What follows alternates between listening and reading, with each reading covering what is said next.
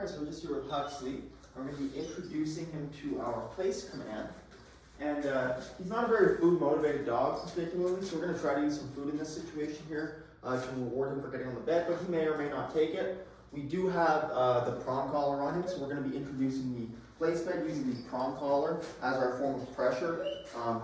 And so we're going to kind of see how he responds to this. You can tell he's pretty anxious right now, he's pretty worked up. We just took him out this crate. And so once we get his mind engaged, you'll see kind of some of that anxiety start to melt away once we get him engaged more with us. We've been fiddling around with the camera and stuff for the last few minutes here, so that's what's causing a little bit of this anxiety. So we're going to put him to work here. We're going to start mentally engaging him and physically engaging him and teaching him this place command. And the first thing that we're going to do is just getting him up on top of it. So normally I would use like a food lure or something in front of the dog's nose. I don't think he's going to respond to that. So we're going to be using some leash pressure here to help guide him up onto the bed. And I like to have the bed in a nice open area so I can just walk straight towards the bed, guiding him onto it.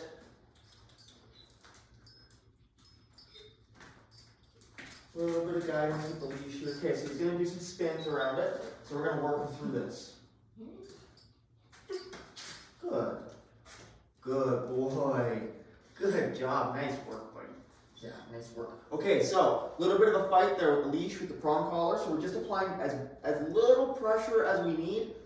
As little pressure as we can, but as much as we need, I should say, on the prong collar with the pressure there to help guide him up there, right? And then the moment he makes his step up there, the moment he put his paw up there, I released the prong collar pressure, praised him, and he made it all the rest of the way up there with no guidance from me. And that's how we're doing that. That's called negative reinforcement. So basically, since we're not using food in this situation, the reinforcement is coming from the deactivation of this pressure on the prong collar. So again, he's fighting the prong collar. He realized that if he just starts to get up onto the place bed, that uncomfortable pressure goes away. And he's actually reinforced by that because he's learning that he can escape that pressure or turn it off simply by, in this case, getting on top of the bed. So we're going to release him, break. We use our release cue, which is going to be a break command to release him off of any command, but in this case off of the place bed. And again, we're going to guide him forward onto the bed. A little bit of a different direction here. Good boy. No fight on that one though, right? Absolutely no fight. So just a little bit of panic at the beginning there. And you can imagine that'd be quite difficult to do this without, well, first of all, with just like a flat collar or something that he's not really motivated to relieve the tension from, but also just with food in general and, trying to get him up there on his own accord or willingly. It's one of those things where if he's not food motivated, you're not going to be able to necessarily do that. So you're going to have to really build that food motivation, which we're doing here, but at the same time, we need to start working on these commands. And this is how we're going to do that. So break is by using some of this pressure and release or negative reinforcement. So again, guiding him up here. No command or anything right now. We're just getting him used to the mechanics of getting on this bed because again, he really struggled with that. And so we don't want to attach a command too early.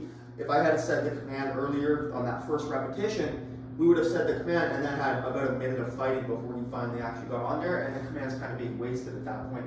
If anything, possibly being associated with the struggle. So break.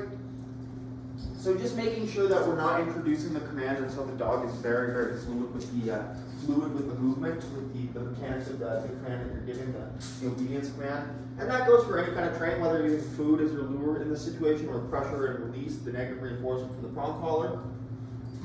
Forward pressure is on and pressure is off right there. So again, as little pressure as we can use, but as much as we need to use in these situations, right?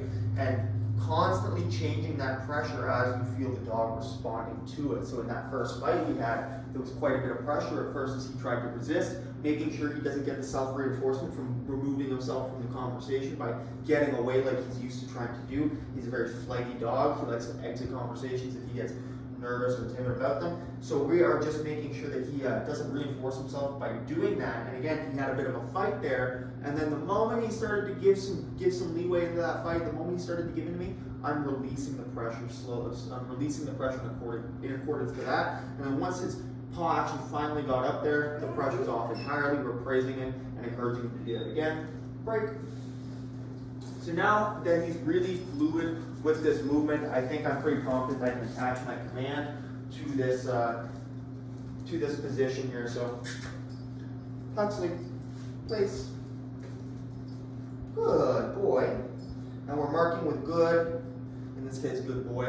Marking with good, he's going to get some affection for that. Good job, buddy. Break, and we're going to release him off of there. And we're going to go through repetition to repetition of this in this environment, in this setting. And then we're going to carry this forward into different environments, different settings, different durations of time, and using different distractions. So, place. Good boy, good. Again, giving our command, and then guiding him up there. Break. One thing I stress and it's important to do is to make sure that you're separating the command with the actual physical cues that you might be using. So the verbal cue from the physical cue. So when I want to give him the place command, I'm going to stop right about here, a few feet from the place bed. And I actually like to say the dog's name when associating this command. So Huxley, place. Just like that, beautiful. And we can use his name to get his attention there as well. I didn't do that on the first few repetitions, but throwing that in there as well. I like to use the name there just so we can get their attention and then give them the command. Break. And now look, the anxiety that he had originally when we first started is totally melted away, right? He's more engaged with me now. He's focused on the lesson that he's learning. Huxley, place. Good boy. Good.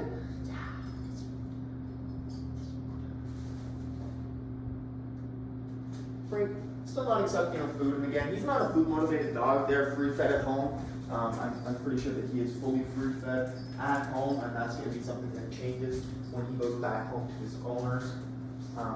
One of the many things that changes there. So coming back around, doing this from different angles with the place bed. Huxley, place. Good. Good. Break.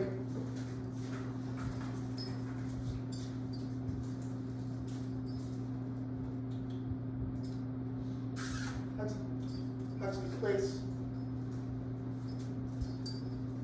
Good. Again, just a very gentle amount of pressure on that leash to help guide him into the spot. Marking with good, getting some affection, and then releasing. Break. Good job, buddy. Good job, buddy. Nice work. And as we go through this exercise, we can start to increase the duration, increase the distance, and increase the distractions that we incorporate into the lesson. That's what they call the 3 Ds of dog training, and it's important to be working on all of that stuff with every command that you're teaching your dog. Huxley, place. Again, just using his name to get his attention there. I see it a lot with my with certain clients. They'll give a command when the dog isn't fully engaged with them, and it's to some extent I understand that the dog should probably still listen to those commands even if they're engaged with something else, but at the same time, it's nice to have a way to get their attention first and then give the command, just so you know that they're really hearing that command. It's a lot to ask for your dog too, like they're over here sniffing and then you're just in place and then they run right over there. I like to get their attention first, make sure they're acknowledging me, and then put them over onto their bed, right? Break.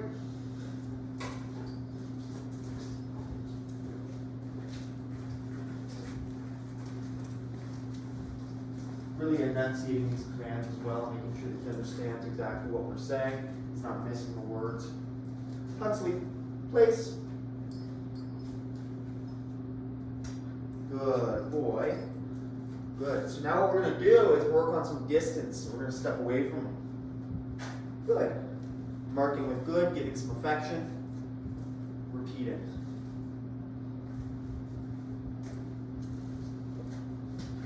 Good. Now this is where we're going to probably be incorporating our no marker, our correction marker, our negative marker, our correction marker, with the act of getting off the place bed without our release cue break. So without our release cue, meaning without that break command.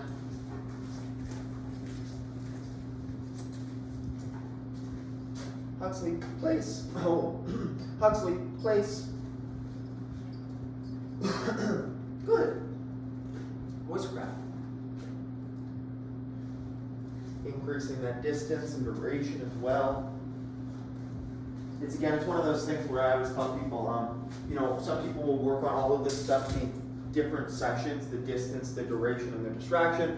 I really prefer to just jam it all into one good learning experience for the dog, and I find that they pick that stuff up very, very quickly. Good.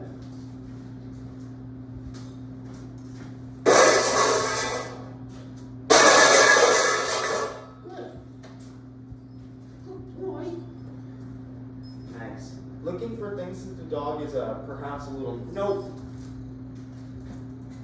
Good. Adding my corrected marker in there, so the no, and then applying the leash pressure, stepping in towards him as well to add some of that spatial pressure, and releasing that pressure the moment he's back on there again, utilizing that negative reinforcement or pressure and release to teach him what the better option is here. Good. Good.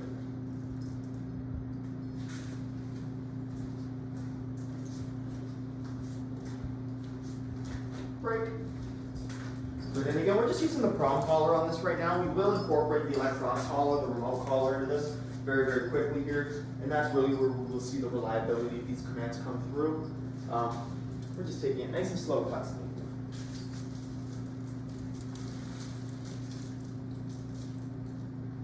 I feel like you like slow, so we're going to work with that.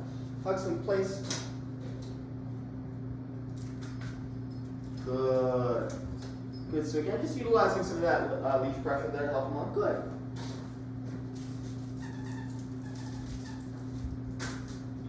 Good.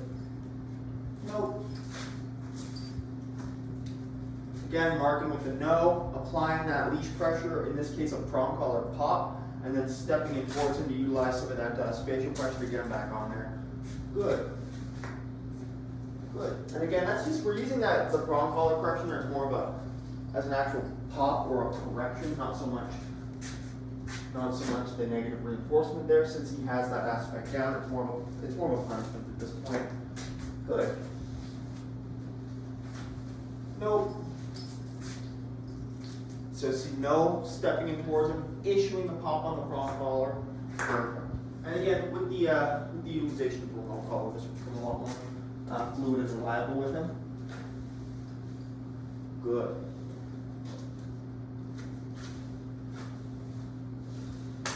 Nope.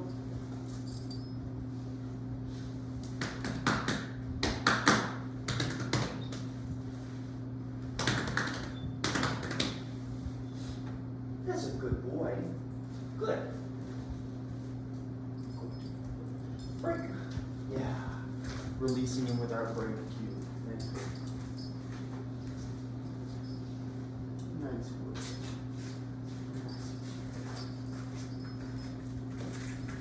Huxley place. Good. That's really good on this one. So he's taking this step up. Nope. Good. So again, marking with no, applying my correction, not rushing the process either, right? Breaking this down into very clear procedures, right? So marking with the no, stepping in, giving my correction, and breaking it into steps. So it's not all happening at once, and it's not frantic. You know, I see that a lot. Frantic clients act a little frantic the moment they correct their dog. It's like a big step in towards them, a big correction, and they're yelling no, and it's all happening at the same time. Breaking it down into small steps makes it more clear for you and for the dog. Good.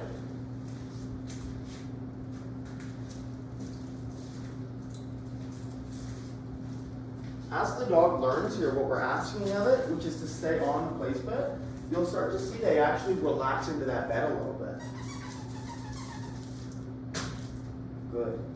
Because they know that that's what the option is right now, is to stay on that bed. That's the preferred thing that we would like them to do. And they understand that is the best option, so they'll just lay down there because they know that they might be there for a few minutes, so you might as well get comfortable. And then that's when we really start to associate the place bed with relaxation, with duration, with a calm state of mind.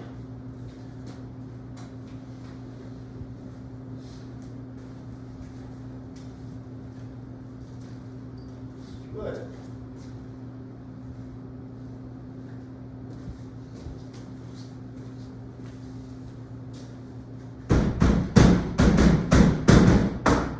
Just knocking on the door, opening the door, throwing some different sorts of distractions at our guy here. He's doing really, really well with this. I'm not going to throw too many different distractions at him during the session. He's doing great with this, and we can really build on this one here. Good. Break.